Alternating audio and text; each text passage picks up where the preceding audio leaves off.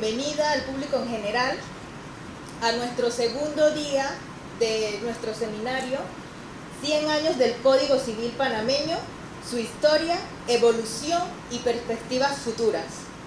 A continuación vamos a estar presentando a las autoridades que nos acompañan el día de hoy. Tenemos el gusto de contar con la presencia de nuestro profesor Nelson Carrillo, que va a estar presidiendo la mesa principal. También la profesora Yanixel Rosario, que estará a cargo de la primera exposición. Antes de empezar con dicho seminario, nos gustaría dar las gracias a la empresa Sistemas Jurídicos S.A., cuyo nos está acompañando en los 2 días de seminario. También nos gustaría informar que a todos los participantes, los que se inscribieron allá atrás directamente con ellos, se estará haciendo una tómbola al final, a los que se queden hasta el final, de 3 premios. El primero será un código civil, el segundo 3 meses de inscripción en novedades jurídicas e empresariales y también 3 meses de inscripción al InfoGacet. Muchas gracias a la empresa Sistemas Jurídicos S.A. que nos da el apoyo en dicho seminario. También nos gustaría informar a ustedes que nosotros estaremos estaremos haciendo una tómbola de algunos premios. También para todos los que se quedan hasta el final, tenemos algunos códigos variados de civil, penal.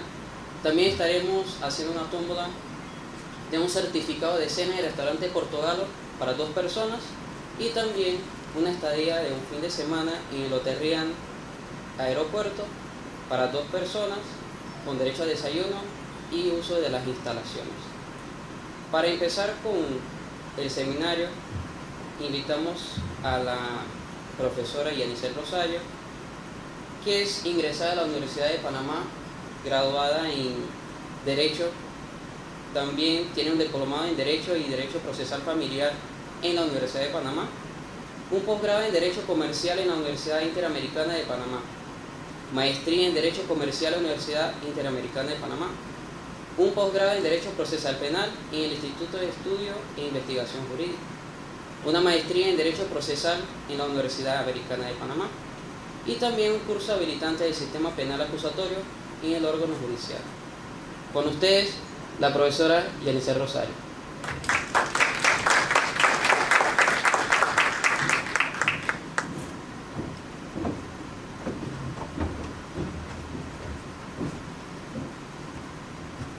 Muy buenas tardes a todos. ¿Se escucha bien? ¿Ahí se escucha? ¿Sí? Sí. En verdad les agradezco por la invitación que me han dado el día de hoy. El tema que ustedes me pidieron que les colaborara es un tema bastante amplio, les comento.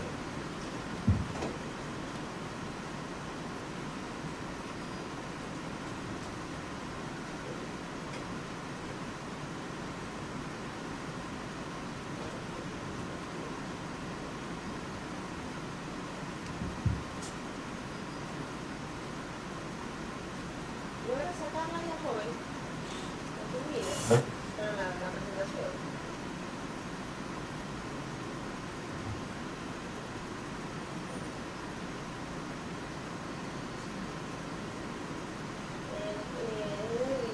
Que habla sobre de las obligaciones, el tipo de negligencia, uno del fondo celeste. Más abajo, debajo del martillo de las obligaciones.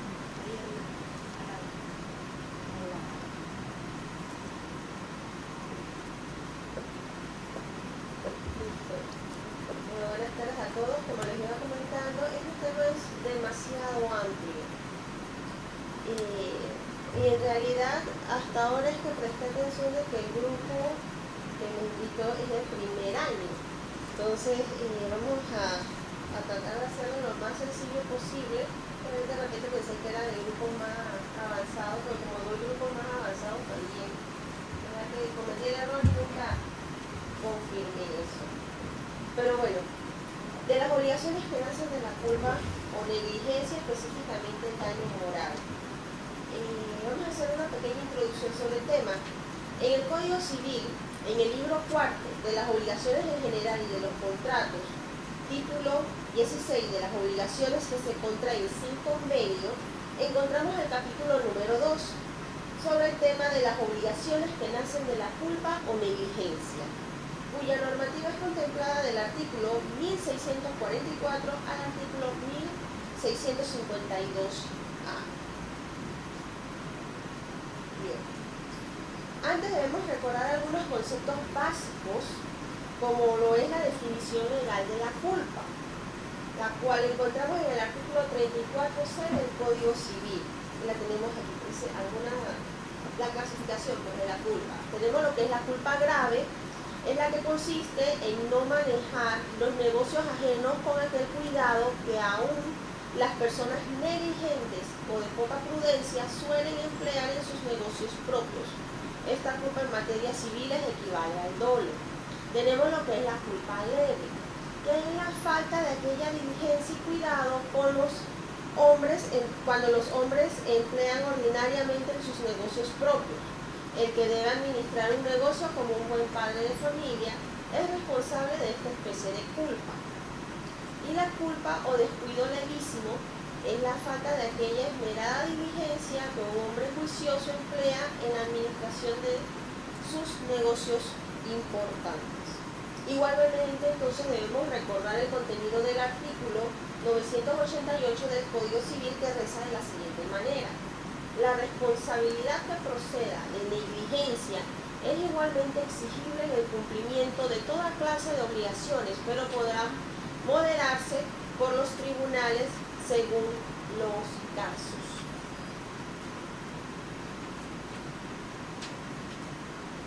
Bien, ahora profundicemos un poquito más de las obligaciones que nacen de la culpa o negligencia. Bien, vamos a ver cuál es el fundamento legal. El fundamento legal lo encontramos en el artículo 1644 del Código Civil, que nos establece lo siguiente: el que por acción o omisión cause daño a otro, interviniendo culpa o negligencia, está obligado a reparar el daño causado.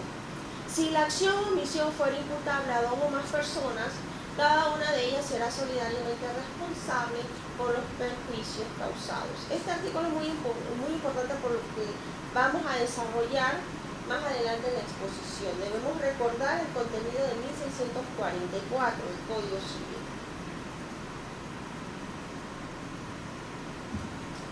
Bien.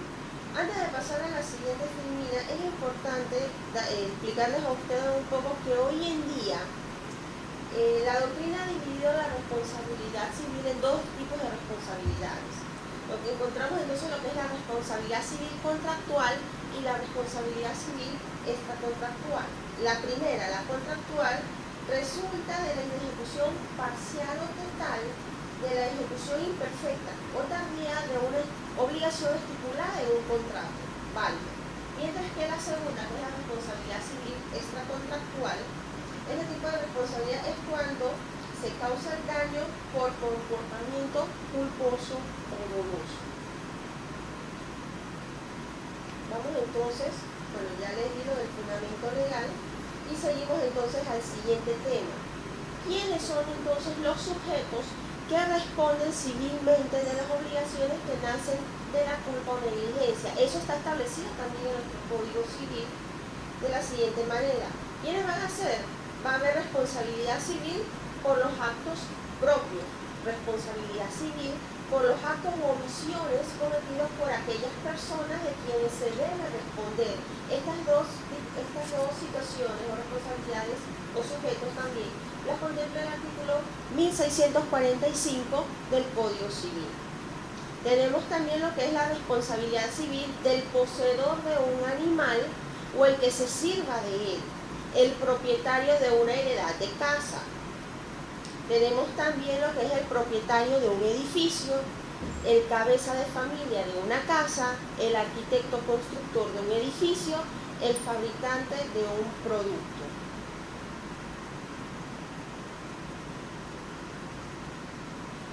Bien.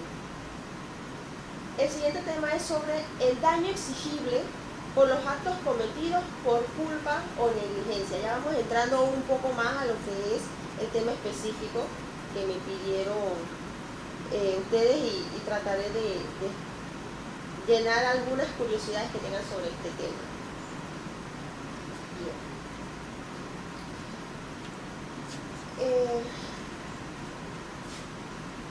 En materia de daños exigibles por los actos cometidos por culpa o negligencia, encontramos el artículo 1644A del Código Civil, que nos indica, dentro del daño causado se comprende tanto los daños materiales como los morales. ¿Por qué hago esta observación?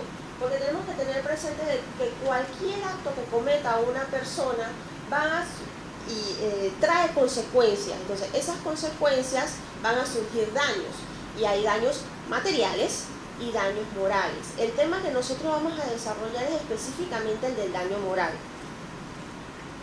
Bien, con el artículo que se leyó con anterioridad podemos ver dos tipos de daño, como ya les había dicho: el daño material, pero el daño material es desarrollado en el artículo 991 de nuestra norma sustantiva civil, que nos dice: la indemnización de daños y perjuicios comprende no solo el valor de la pérdida que haya sufrido, sino también el de la ganancia que haya dejado de obtener al acreedor, salvo las disposiciones contenidas en los artículos anteriores.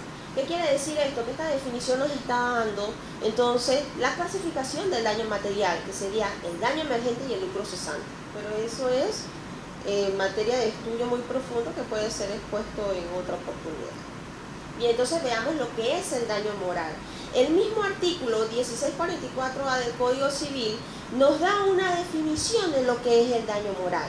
Nos dice: por daño moral se entiende la afectación que una persona sufre en sus sentimientos, en sus afectos, creencias, decoro, honor, reputación, vida privada, configuración y aspecto físico, o bien en la consideración que de sí misma tienen los demás. Hago estas observaciones porque los fallos que vamos a analizar más adelante se puede deducir cómo la Corte Suprema de Justicia ha tomado en cuenta y ha fallado todos estos aspectos a analizar.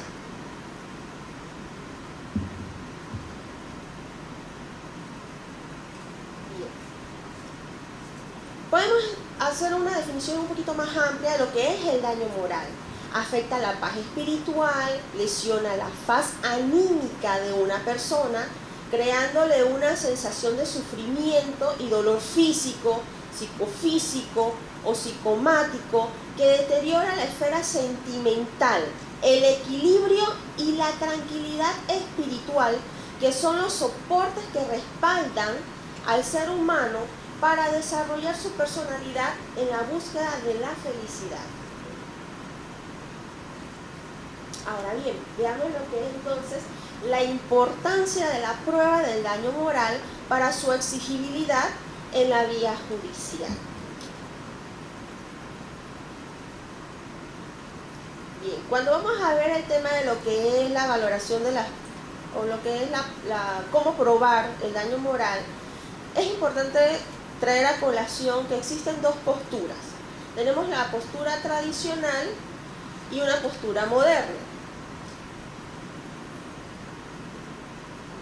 Bien, en cuanto a lo que se refiere, ¿no?, al daño moral, la postura tradicional nos indica o nos hace la reflexión que el daño moral no requiere de prueba, que se fundamenta en la imposibilidad de la acreditación de su existencia, que de manera que pueda decirse que tal daño se produce siempre basado en un hecho externo que afecta la integridad moral de la persona o del individuo, y por tanto la falta de medios probatorios, su apreciación debe ser considerada y valorada exclusivamente por el juez.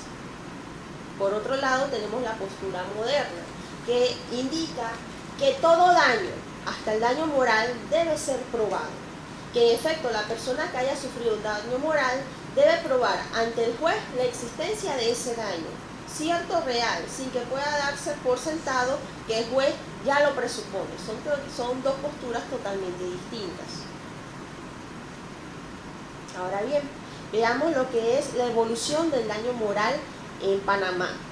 Hago la observación que los fallos que vamos a ver de ahora en adelante, por lo menos el último no, todos los anteriores, fueron sacados o analizados anteriormente en una ponencia de un magistrado en el año 2010. En ese entonces era el magistrado Salas. Una ponencia muy enriquecedora, se los recomiendo, la pueden bajar en la página web del órgano judicial. Yo saqué algunos extractos por la falta de tiempo que tenemos, pero en verdad que es fascinante el análisis que hizo. Bien, en la ponencia publicada en noviembre del 2000 por el entonces magistrado Eligio Salas sobre la jurisprudencia de la Corte Suprema de Justicia sobre el daño moral, hace un análisis de la evolución del daño moral y su respectivo resarcimiento por parte de la Corte Suprema de Justicia.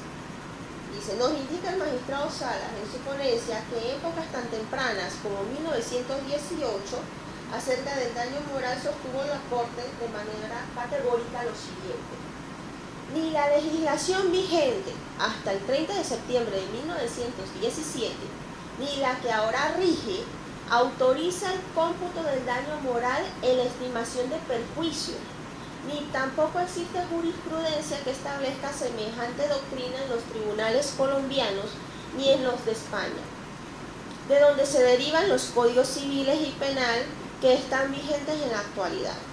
Eso es lo que indicó la Corte en su momento, pero la ponencia del magistrado Sala, en su ponencia, él establece que eso no era del todo cierto, que esa postura estaba equivocada o al menos opuesta a lo sostenido por la doctrina, principalmente la española de esa época, en cuya la legislación está el origen de la nuestra y en donde a partir de la interpretación amplia y flexible de las disposiciones del Código Civil encargadas de regular lo que era el daño emergente, el lucro cesante, la conducta dolosa o culpable en el cumplimiento de las obligaciones, se llegó a la conclusión que no había razón para dejar de reconocer el daño moral cuando era solicitado en su momento.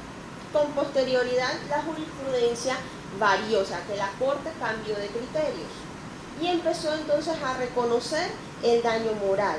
Eso sí, al momento de empezar su reconocimiento era, vamos a decir que era muy formalista, en el sentido de que el recaudo probatorio exigía mucho, tenía que ser muy rigurosa el recaudo probatorio para poder probar entonces el daño moral. Una cosa es probar el daño moral y otra cosa es su cuantificación, son dos cosas muy distintas. Bien, entonces tenemos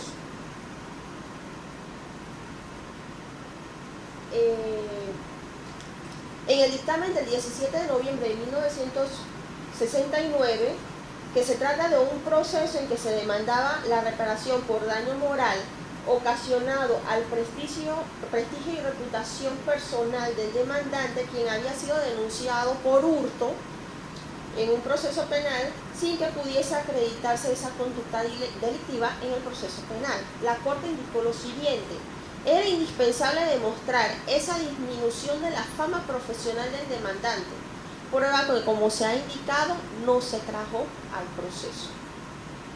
Podemos entonces hacer alusión a otro fallo también en cuanto a lo que es el tema del daño moral. Tenemos el de 1993 del Primer Tribunal Superior de Justicia, en el cual se pronunció de la siguiente manera: ahora bien, sabido es que no hay parámetro para cuantificar el daño moral por la especial naturaleza de los mismos. Sin embargo, nuestra más alta corporación de justicia ha establecido una determinada suma para estos casos, fijándole en 3.000 balboas bajo las siguientes condiciones, y hace una serie de explicaciones, pero por lo menos ya para 1993 se indicaba que la cuantificación del daño moral era de $3.000. Ahora bien, este criterio surgió a raíz de la entrada en vigencia de la Ley 18 de 1992, que es justamente la que introduce en su artículo 8 el artículo 1644A del Código Civil, que es justamente el que incorpora lo que es el daño moral dentro de una manera más específica y dentro del tema de la culpa o negligencia dentro de la normativa civil. Podemos entonces traer también a colación la sentencia del 26 de enero de 1998, donde se puede observar un excelente análisis que se hizo en ese momento sobre el daño moral. Algunos de los aspectos desarrollados en la sentencia serán mencionados de la siguiente manera. Bien, vamos a analizar aquí algunos aspectos importantes de esta sentencia y yo les voy a explicar entonces por qué es importante este fallo. En el aspecto de la prueba, el fallo indica, en cuanto a la prueba, por encima de lo que hayan dicho los peritos empleados en el esfuerzo de demostrar que se produjo un daño moral en perjuicio de la parte demandante, es mucho más importante dejar sentado el criterio de que cuando el agravio moral consiste en la violación de cualquiera de los derechos de la personalidad de un sujeto, la mera demostración de la existencia de dichas transgresiones constituirá al mismo tiempo la prueba de la existencia del daño moral ocasionado. La prueba del daño moral surge o aflora inmediatamente de los hechos que constituyen la actividad ofensora, pues el daño moral se presume por la sola realización del hecho dañoso. Por ejemplo, el cónyuge no necesita probar que ha sufrido dolor por la muerte de su esposa, ni el padre por la muerte de su hijo, cuando el deceso ha sobrevenido con motivo de un ilícito cometido por tercero.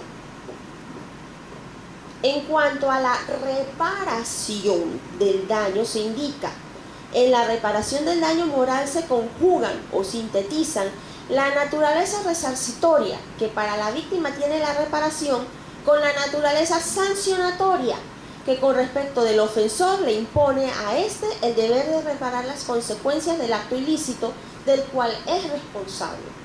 También es cierto que la reparación del agravio daño moral debe guardar relación con la magnitud del perjuicio, el dolor o la afección que haya causado, sin dejar de tomar en consideración el factor subjetivo que pudo haberle servido de inspiración al infractor cuando cometió el ilícito.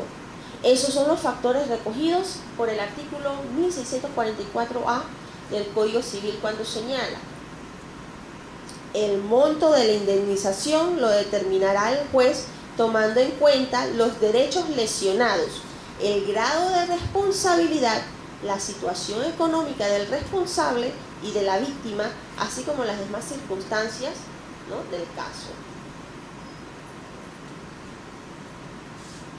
Bien.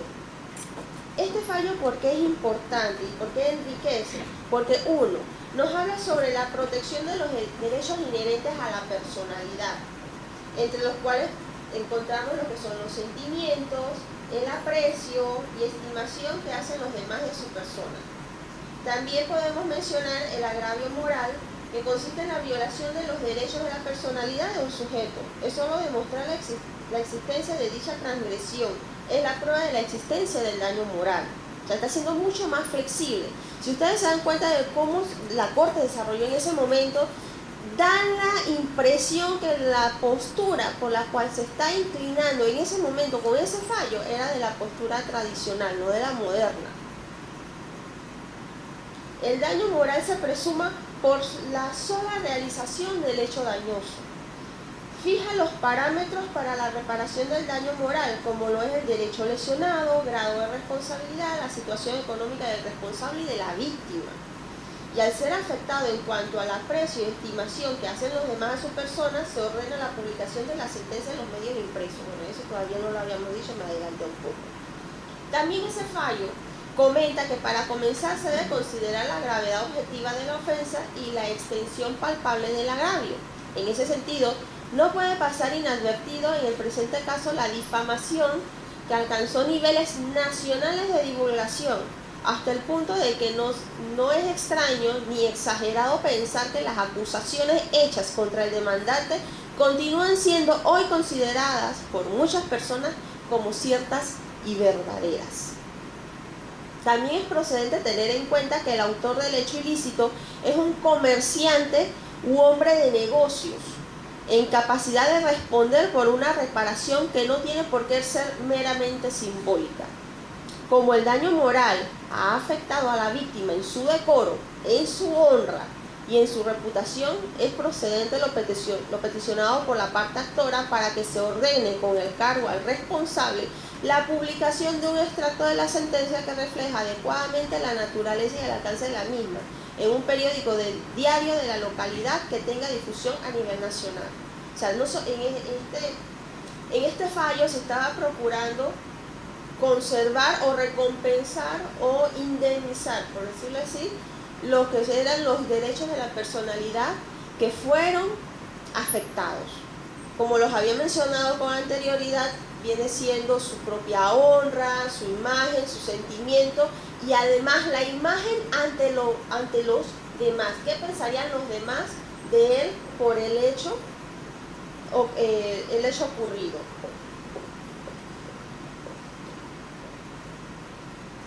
Bien, para fijar la indemnización se consideró que, aun cuando la sala no comparte la opinión de los peritos que señalaron la indemnización que se merece el demandante, fijándola en la suma de 250.000 balboas, en virtud de que no es admisible que la reparación se convierta en fuente de un enriquecimiento sin causa, si considera de justicia que se le reconozca al demandante el pago de una indemnización que, inspirándose en los principios de equidad, sea suficiente para darle satisfacción al ofendido. Desde ese punto de vista se estima que una indemnización adecuada en ese caso puede ser fijada por la suma de 50.000 balboas. O sea, es importante probar el daño sufrido. Los peritos, claro, con las pruebas adecuadas, porque y lo vamos a ver un poquito más adelante. Es importante que se presenten las pruebas adecuadas y por lo general los peritos que se designen van a tratar de fijar una cuantía. Pero el hecho de que se pruebe el daño no quiere decir que se va a fijar lo que indiquen los peritos. En este caso la Corte tiene que tener cuidado porque el hecho de producir, o sea, garantizar un derecho no es que va a incurrir en violaciones de otros derechos de pronto de algún tipo de delito, como en este caso el enriquecimiento sin causa. Entonces tiene que tomar en cuenta los otros aspectos de quién eran las posibilidades económicas, a qué se dedicaba y también la posibilidad económica de la parte que está siendo demandada. Bien, podemos enunciar también el fallo del 21 de agosto de 1998, en donde se condenó a una agencia de seguridad a pagar una indemnización de $50.000 por los daños morales. Aquí nada más estamos haciendo alusión a los daños morales. Yo ni siquiera tomé en consideración enunciar aquí los daños materiales, que eso es aparte también. Los daños morales ocasionados a los descendientes de una víctima de homicidio cometido por un empleado de su agencia.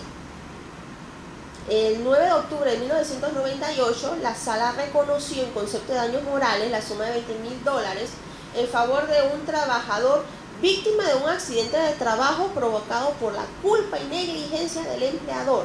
En esa oportunidad la Corte externó lo que sigue.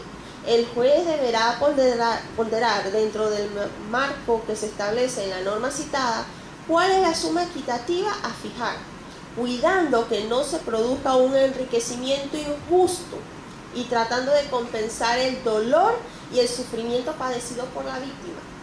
O sea, no solamente es importante probarlo, sino que hay que tomar en cuenta otros aspectos para poder entonces fijar una cuantía. Bien.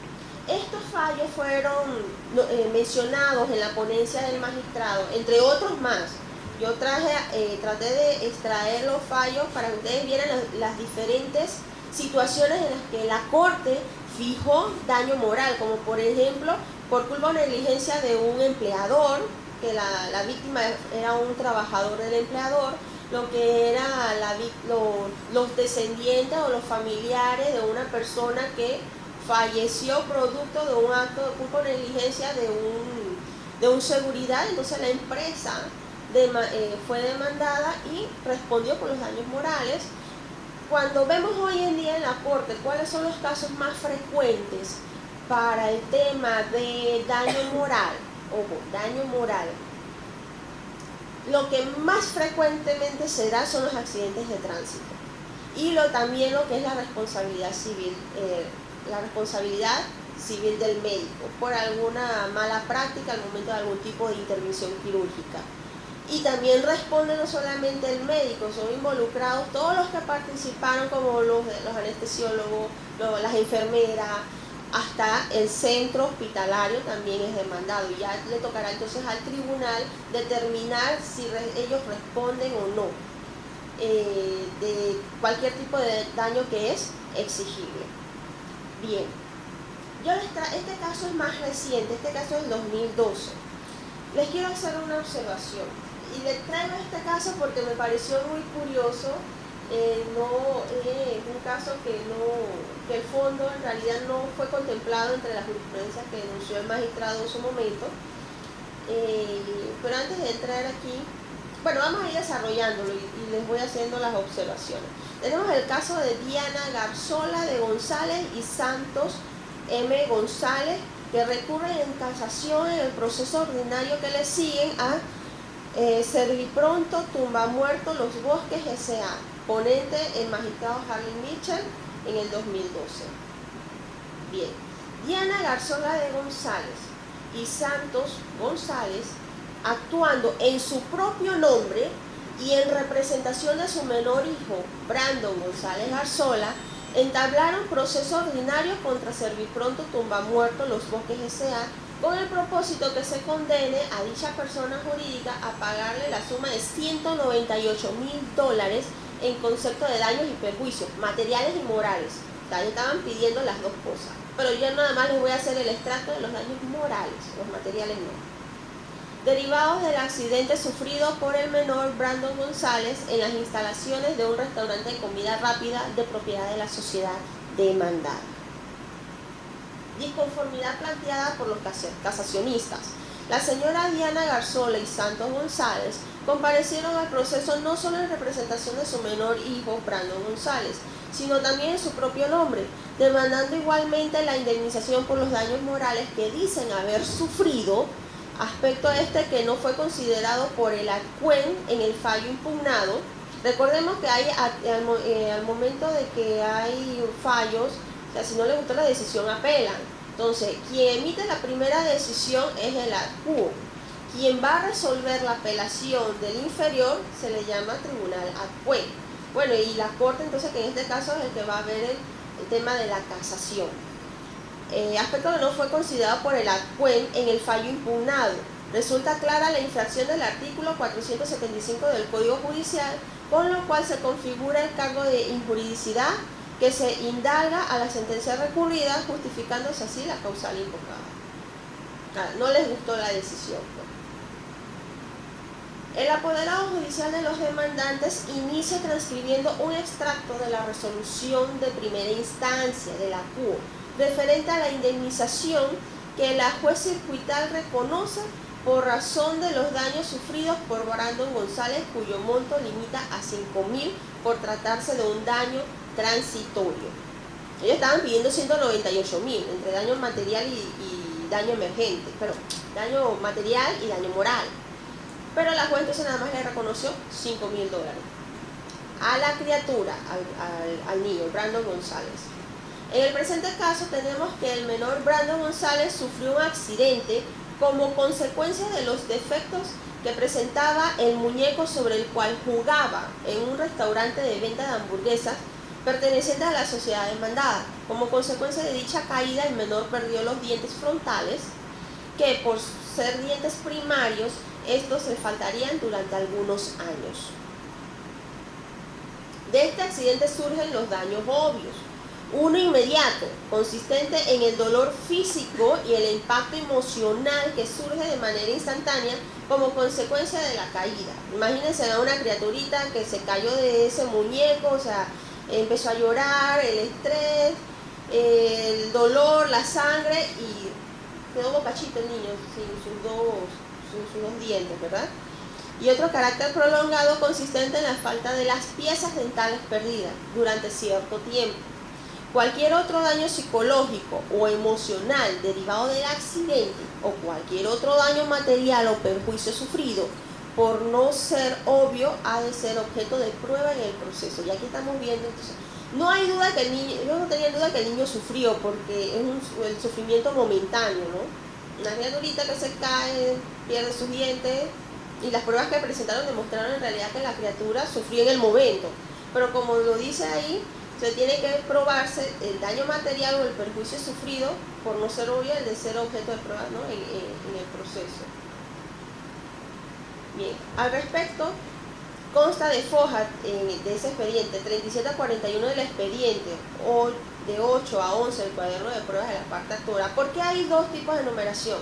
Cuando se practica un expediente, cuando se está llevando a cabo un expediente y viene el periodo de práctica de pruebas, las pruebas presentadas por el actor, las pruebas presentadas por el demandado o los demandados se manejan en cuadernillos separados, si es un proceso ordinario, porque este es el caso, se manejan cada uno cuadernillos separados, va a tener su propia numeración y una vez finalizado el periodo de prueba, entonces se incorporan al expediente principal, hacen uno solo para que vengan los alegatos. Por eso todos lo van a tener la oportunidad de verlo en procesal. Por eso es que hay dos numeraciones. Sendos informes psicológicos, o sea, hayan varios informes psicológicos y de atención psiquiátrica, los cuales detallan los trastornos de conducta padecidos por el menor Brandon González. Por lo menos aquí presentaron la prueba correcta. Presentaron unos informes psiquiátricos y psicológicos, que es la prueba fundamental para demostrar el daño moral. Todo ello sería de suma relevancia, pero probatoria, de no ser por la circunstancia anotada por el opositor, que en el sentido que quienes suscriben dichos informes, a saber, el doctor José Calderón, médico psiquiatra, y el licenciado Lourdes Vega Abad, psicóloga, no han comparecido al proceso a ratificar su contenido, tal como lo previene el artículo 871, numeral 2 del Código Judicial, por lo que dichos medios de prueba no pueden ser estimados como tales por este tribunal. O sea, la prueba fundamental es la psiquiátrica, para probar el daño moral psiquiátrica psicológica. Pero, ¿qué ocurre? Si son pruebas traídas de afuera, o sea, son pruebas emitidas por un tercero, esa es una normativa aparte. La prueba emitida por un tercero, aun cuando me la presentes en original, donde no hay, o sea, que no es en copia simple, sino el mismo documento, para que tenga validez tiene que haber un reconocimiento de contenido y firma, que eso fue lo que pasó aquí. Quienes redactaron esos informes no fueron citados, o si fueron citados, nunca llegaron al reconocimiento. Por tanto, no tiene validez. Tendría validez en el sentido de que ellos hubieran solicitado en el expediente que se practicara las pruebas psicológicas y el tribunal nombra a los psicólogos o los psiquiatras, y los psicólogos y psiquiatras toman posesión y entran entonces a lo que es a realizar los informes. Entonces, una vez que entregan el informe, viene lo que es el periodo de preguntas y repreguntas por parte de las partes, si es que quieren irse a ese periodo, si no simplemente entregan el informe y el tribunal va a valorar lo que indique el informe. Ellos son los que van a hacer las luces, las luces del juez, son los ojos del juez. El juez no es psiquiatra, no es psicólogo, pero ellos sí, son nuestros ojos para determinar si en realidad existió o no el daño moral. Así las cosas, tenemos que los únicos daños de los cuales hay indicios en el proceso sufridos por el menor Brandon González como consecuencia de la caída que sufriera en el área de juegos en un restaurante de la localidad perteneciente a la demandada, lo constituye la pérdida de los incisivos superiores de manera temporal, así como el dolor físico y el impacto emocional tanto al momento del accidente como en los momentos subsiguientes. Esta última circunstancia, que aun cuando a juicio de este tribunal es algo que no requiere ser acreditado en el proceso, por cuanto que se trata del efecto natural de un accidente con esas características, sufrido por un niño de tan corta edad, lo cual es del conocimiento del común de los seres humanos, también haya respaldo probatorio, aunque de manera indiciaria, en las declaraciones testimoniales de Luis Antonio Villarreal Guerra y Mariel del Carmen Madrid Gómez, consultables a fojas 166 y 169 respectivamente, los cuales son contestes al responder que al momento de llegar la ambulancia el menor estaba llorando y casi no se dejaba tocar. O sea, ellos presentaron testigos que presenciaron el acto y todo lo que pasó, el sufrimiento de la criatura, pero son pruebas indiciarias, le pueden dar una idea al juez pero la prueba fundamental era la prueba psicológica o psiquiátrica. Dado que el dolor físico y el impacto emocional del momento, así como la carencia de las piezas dentales de manera temporal, han sido los únicos daños que han sido acreditados de acuerdo con la normativa procesal, y que tales padecimientos se dieron hace 7 años, porque están resolviendo lo que es la casación, se ha demorado mucho tiempo el proceso, amén del hecho que el menor Brandon González no ha de padecer ya de la carencia de dichas piezas, gracias a Dios eran los dientes de leche dentales, no ve este tribunal razón alguna para incrementar el monto de la indemnización decretada por el tribunal de primer nivel, por lo que no procede reformar el fallo de primera instancia en este sentido. Aquí nada más ellos, si nosotros pudimos haber observado cuáles eran las causales por las cuales estaba en desacuerdo los padres, el objeto de la casación, que no le reconocieron indemnización a ellos por el daño moral sufrido por ellos como padres, y que la cuantía dada al menor era muy baja, porque estaban pidiendo $198,000 en global. Y el juez nada más les había dado 5,000. Entonces ya el tribunal aquí está diciendo que con respecto al daño moral de la criatura se quedan $5,000, porque no ven razón para fijar una caución más alta. ¿Por qué? Porque consideran que era un daño temporal. Procede a continuación a examinar lo concerniente al daño moral que alega haber sufrido Diana Garzola y Santos González. Al respecto, alegan los apelantes demandantes que, amén de considerar los evidentes daños sufridos por el menor Brandon González, hay que considerar también los daños morales padecidos por sus padres desde el momento del accidente, los cuales consisten en el estrés y la desesperación sufrida por esto al momento del accidente y con posterioridad a dicho evento, el tener que lidiar con la frustrante situación de que su hijo no pudiera alimentarse debidamente sumado al anterior. También debe tomarse en consideración las secuelas que perduraron en la salud mental de ambos. Vamos a recortar un poquito aquí, porque ellos empiezan a explicar las razones y todo lo demás. Las circunstancias...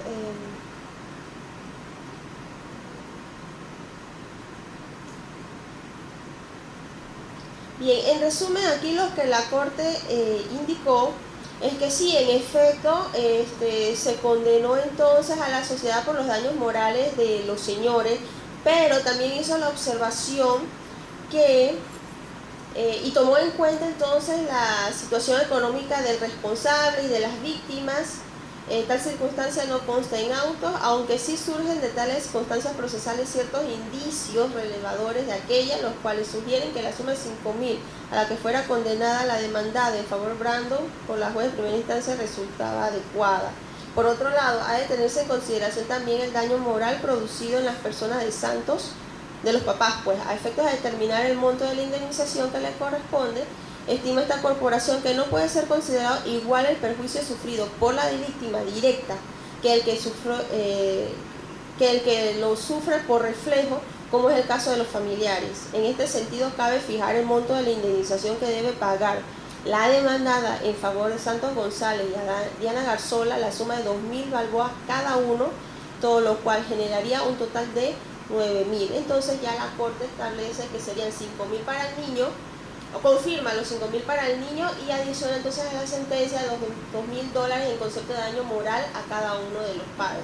Pero sí es importante que aquí la Corte también determine, o sea, hizo el análisis de que el lugar donde estaba la criatura no era un juguete, o sea, que es cierto que estaba rajado, tenía desperfectos, pero no tenía por qué estar ahí, por decirlo así, y que la criatura estaba bastante cerca de los papás, o sea, como quien dice, fue un descuido de ellos, pero como ocurrió dentro de las instalaciones, entonces, y todas esas circunstancias que también fue un descuido de ellos, pero bueno, ocurrió el accidente es objeto de indemnización. Y ya por último, vemos entonces lo que es la valoración del daño corporal. Cuando nosotros veíamos la definición del daño moral, recuerden que tomaba en cuenta lo que era el aspecto anímico de la persona, daños físicos, que es entonces, por eso que lo tengo aparte aquí, porque eso se puede considerar como daño corporal, de repente alguna pérdida de algún miembro, ¿no? Vemos entonces que en Panamá tenemos el baremo del Instituto de Medicina Legal y Ciencias Forenses de Panamá para la valoración del daño corporal, que fue elaborado en conjunto con los médicos consultores del Ministerio de Justicia de España y médicos del Instituto de Medicina Legal y Ciencias Forenses de Panamá, con asesoría de la Fiscalía Superior Especializada en Asuntos Civiles del Ministerio Público, con el auspicio del Fondo Mixto Hispano-Panameño a través de la Agencia Española de Cooperación Internacional. Comprende la cuantificación, o sea, yo tengo copia del baremo. El baremo es todo esto que está aquí, es un cálculo que se hace por la pérdida de cada uno, de pronto de los daños sufridos, de la pérdida de miembros, dependiendo de que si la víctima sobrevivió o no sobrevivió, si son parientes, cuántos hijos, si están los padres, si es esposo, bueno, ese es todo un cálculo que se tiene aquí, pero lastimosamente fue hecho en euros, entonces al momento, les digo la verdad, de los 8 años que he tenido de ser asistente de juez, una sola vez he tenido la oportunidad de aplicar el baremo. ¿Por qué? Porque exigieron el daño moral, lograron probarlo tan detalladamente que nos dio la oportunidad de utilizar el baremo. Este baremo, según tengo aquí, fue creado en el año 2007 más o menos, entonces se hizo tenía de pronto en estudio varios años a lo mejor, pero no fue hasta el 2007 que le dieron un seminario a los jueces, a las personas involucradas, de la existencia de esto. Entonces, esto comprende la cuantificación de los daños morales, de los daños patrimoniales básicos, de la determinación legal de los perjudicados, fijan los criterios de exclusión y concurrencia entre los mismos. Para la determinación de los daños se tiene en cuenta el número de los perjudicados y su relación con la víctima de una parte y de edad de la víctima de otra. Indemnizaciones por lesiones permanentes. La cuantía de estas indemnizaciones se fija partiendo del tipo de lesión permanente ocasionada al perjudicado desde el punto de vista físico-funcional, entre otros parámetros de indemnización. Muchas gracias.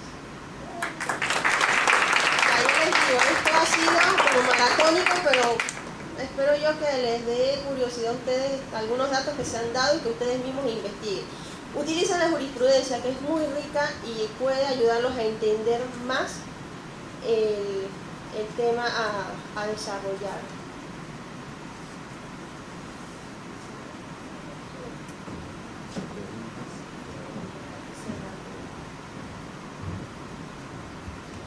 Queremos agradecer a la profesora Rosario por tan excelente ponencia.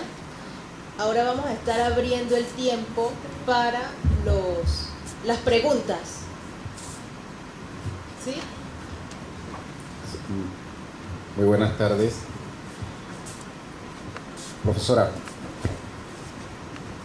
mi pregunta va dirigida, en el último caso hubo una prueba muy particular que se le practicó al niño a través del médico psiquiatra, pero que fue desestimada por la Corte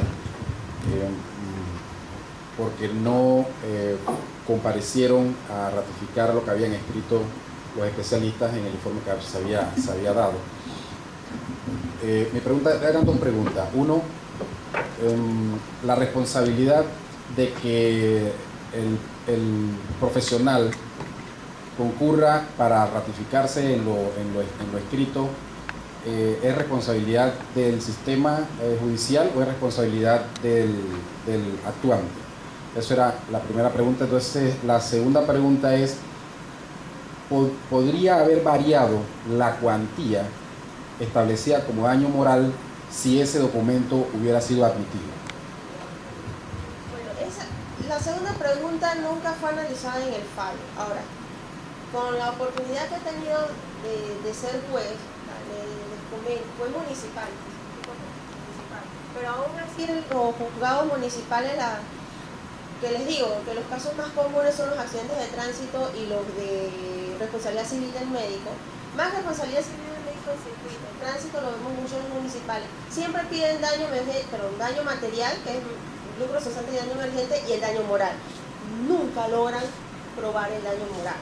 Entonces, ¿cómo se prueba el daño moral? Y ya lo ha establecido la Corte a través de jurisprudencia, que es a través de pruebas adecuadas como psiquiátricas o psicológicas. Esa es la prueba fundamental. Si no es practicada esa prueba, no se ha probado el daño moral por lo general, porque en esta materia los tribunales son bastante formalistas. Hay alguno que otro caso, pero como les enseñé que en uno de los fallos, que en realidad me daba la impresión que tenía una postura tradicional, o sea, que simplemente el hecho que ocurrió el daño ya es prueba de que existe, en caso la teoría moderna no, y es la que por lo general se está aplicando en los tribunales de circuito civil, es demostrarme que en realidad existió, y una cosa es probar que existió y otra cosa es lograr cuantificarlo. ¿Por qué? Porque podrá haber existido, pero de repente al momento que el daño fue algo transitorio, algo muy corto de tiempo, a diferencia que el daño sea que la persona quedó en coma, que tenga 8 o 10 años en cama, que no se pueda mover, que perdió trabajo, perdieron todo, y son casos que estamos manejando hoy en día. Cuando yo utilicé el baremo, y no les traje ese caso porque ese caso está en apelación, la única vez en mis 8 años que utilicé el baremo es porque lograron solicitar, nos asesoraron muy bien. Involucraron al doctor, al anestesiólogo, a las enfermeras y a la clínica. ¿Qué ocurrió? Ellos presentaron sí también una serie de pruebas médicas, expedientes médicos de que la persona estaba en cama, qué era lo que le había pasado y cómo estaba hoy en día. Para que esa prueba tuviera valor, como son pruebas hechas por terceras personas, no son personas que están involucradas en el proceso, todas esas personas, todos esos doctores que hicieron ese historial clínico tuvieron que venir al tribunal. ¿Por qué? Porque es considerado prueba hecha por un tercero. Si tú no me traes a mí, quien reconozca ese documento no tiene valor. Diferente es el caso que la parte te solicita a ti, además que a lo mejor tú las presentaste, ¿no? Pero te solicita a ti que se realice una prueba psiquiátrica, una prueba médica, una prueba psicológica a las víctimas. La víctima es, si está viva, la persona que sufrió el daño. La víctima también son los familiares. Que esa es una disputa que se daba, pero no traje ese caso a colación porque me gustó más este.